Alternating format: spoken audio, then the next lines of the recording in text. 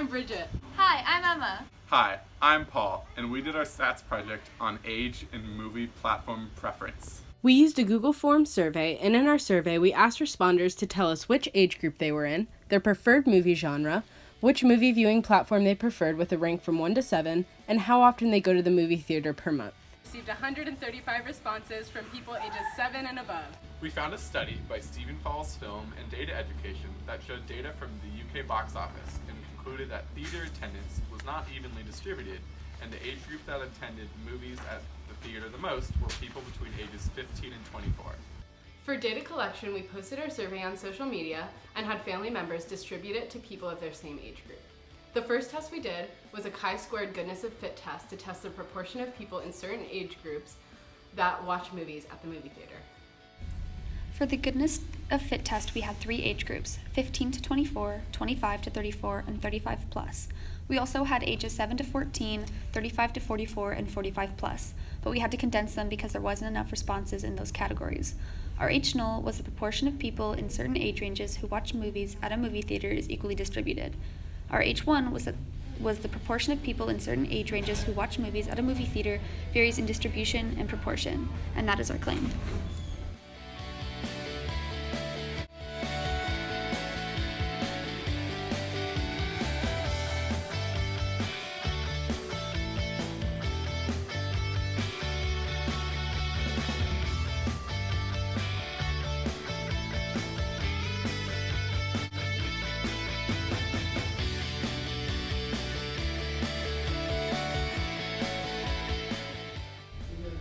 We did a right-tailed test with an alpha value of 0.05 and degrees of freedom of 2. Our critical value equation was inverse chi-squared, parentheses 0.05, comma 2, which equaled to 5.991. Our test statistic did on our calculator and went to stat test option D, which was a goodness of fit test, which equaled 68.42, which was within our shaded region. In conclusion, we rejected H0, and our statement was, there's enough evidence to support the claim the proportion of people who watch movies at a movie theater varies in distribution/proportion.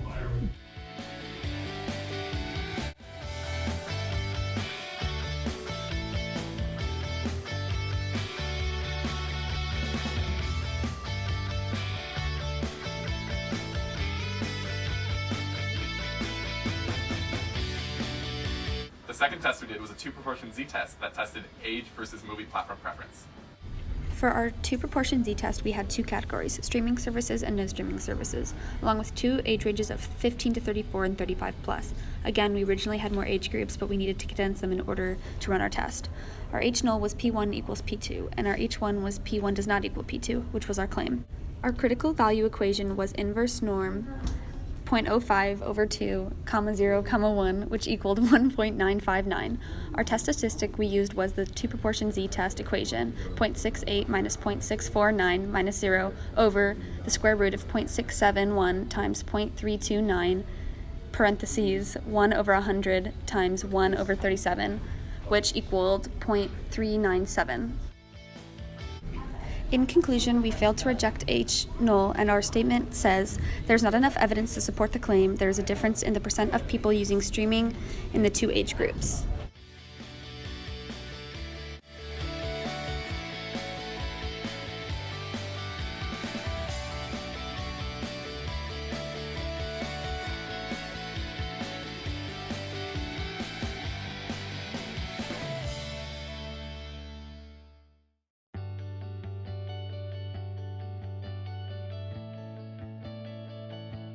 In conclusion, we learned that there is no difference in the percentage of people who use streaming services and those who don't. And the proportion of people who watch movies at the theater vary in distribution. Our results are comparable to Stephen's because he also found that the highest percent of people who went to the movie theater were under the age of 24. One of our limitations was lack of available data. Although we had 135 responses, we did not get the 5 required for every age group. Because of this, we had to get rid of data from 7 to 14-year-olds and had to condense the other age groups that didn't meet the minimum of 5 responses. Another limitation was lack of access to survey takers. We weren't able to reach people between the ages of 7 to 14 and 25 to 34. The bulk of our data was from high schoolers.